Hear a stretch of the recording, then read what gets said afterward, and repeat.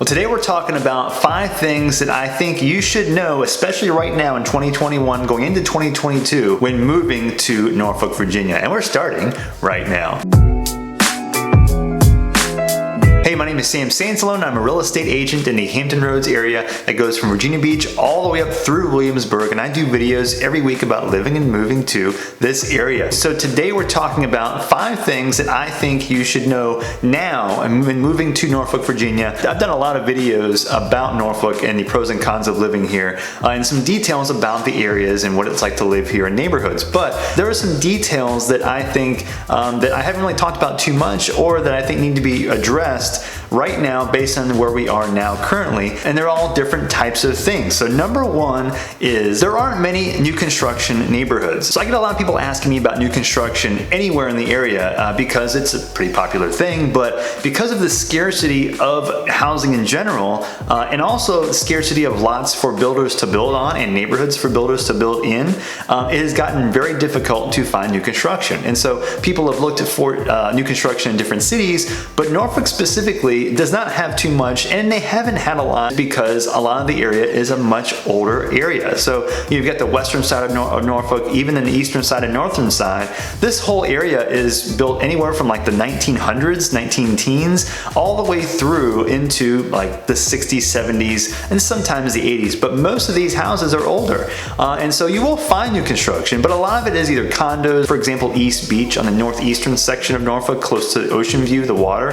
And you'll find new construction in individual pre-existing older neighborhoods, like one house in a bunch of older streets, you know, but that does happen. But a lot of the newer developments, there aren't as many. You'll see some again along the water, those condo style as well. But for the most part, new construction in Norfolk is very hard to come by, and if you find it, most of it will be in pre-existing the older neighborhoods and individual lot that a builder has been able to buy and build one house on. So those types of neighborhoods often are those older neighborhoods that might need some renovating as well, and so you might find that the prices of new construction, if they're lower because they're in spots that aren't in as high demand as, for example, the places like Ghent and other spots. And also keep in mind too that the delivery times for houses right now is also longer. So if you do plan on living in Norfolk and want new construction, start planning ahead as much as possible. So that leads me to number 2, which is people might criticize you or question your decision to move to Norfolk as opposed to other cities in Hampton Roads. So I'm saying this now because Norfolk has a little bit of a stigma, as does other parts of Hampton Roads, to be,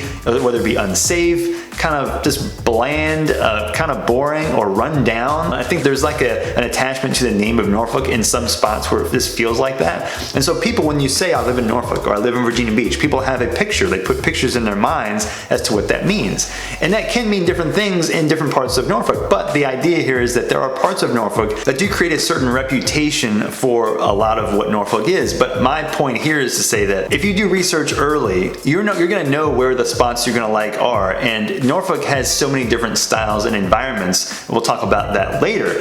So if you live in Ghent, for example, and you tell someone, hey, I moved to Norfolk, they might say, oh my gosh, why did you move to Norfolk? But again, they're probably thinking about other parts of Norfolk that they might assume are either rougher, not in as high demand, whatever. But again, the idea here is that Norfolk's full of culture, full of very unique neighborhoods that are incredibly hard to find anywhere else in Hampton Roads. I mean, actually almost impossible to find anywhere else. The middle of Norfolk, like Lakewood, I love Lakewood, but if you go further west, Ghent, Larchmont, those places are totally different than what's on the eastern side or the northern side. There are a lot of spots in those other places that are also great for the price. The idea here is to know that Norfolk does have a reputation in some spots that is negative. That does not translate to the entire city by any stretch. And I love Norfolk a lot. And so if you do move to Norfolk, just know that if you do tell people where you're living, you might get some questions as to why you moved there. And just know that the research you're doing now is what's making you feel comfortable about where you're living. And if you talk to those people,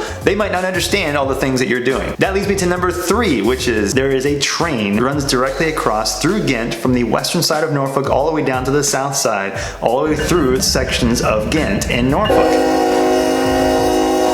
So this train starts in the western side of the area, Lambert's Point, in the rail yard right near the water on the west side. And it goes all the way across directly through Ghent, all the way east, then cuts south down towards downtown Norfolk near Harbor Park, the AAA baseball team stadium near downtown Norfolk. Well, the reason this even matters is because there are several prominent streets that go north and south through Ghent and Norfolk that you have to cross over the railroad track to get from the north side to the south side.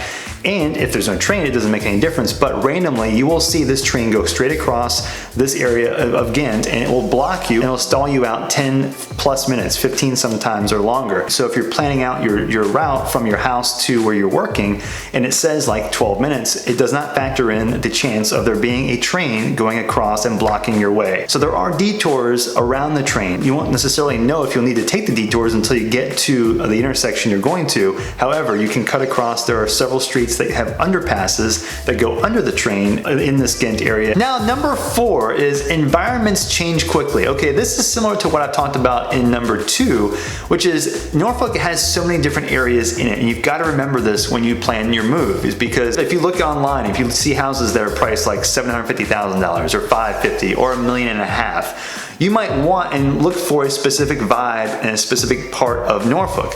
The reality here is that Norfolk changes quickly, and as you drive out of one neighborhood, down a street like less than a mile to another spot, you could see a vast difference in what one side of the area feels like in another. This is just kind of classic Norfolk. So if you want like your neighborhood to feel a certain way, but then you want your surroundings to feel a certain way, that will influence possibly where you pick in Norfolk or where you pick in Hampton Roads in general. So for example, if you live in Ghent or Larchmont, I've mentioned those areas before, there is more around there that has more around it that's similar. But as you drift away from those areas, you'll start seeing, even in Ghent, when you live in Ghent, if you drive literally like just north like 3 or 4 blocks or east 3 or 4 blocks, you're gonna see a vast difference in what it feels like. And so it blends from one area field to another. So when you look online on houses, you gotta make sure you look and see where the house is. And if you have an agent that's driving through and taking videos for you, just make sure you can see where each area is in relation to other spots that might feel different. And then I would definitely check on Google Maps. Google Street View is super helpful in these kinds of situations, so you can see how quickly those areas change. So if you're looking for a certain type of neighborhood feel, just keep in mind that area could change quickly depending on where it is in Norfolk. So now number 5, this is an area in Norfolk that I think is widely forgotten. I haven't even talked about it too much.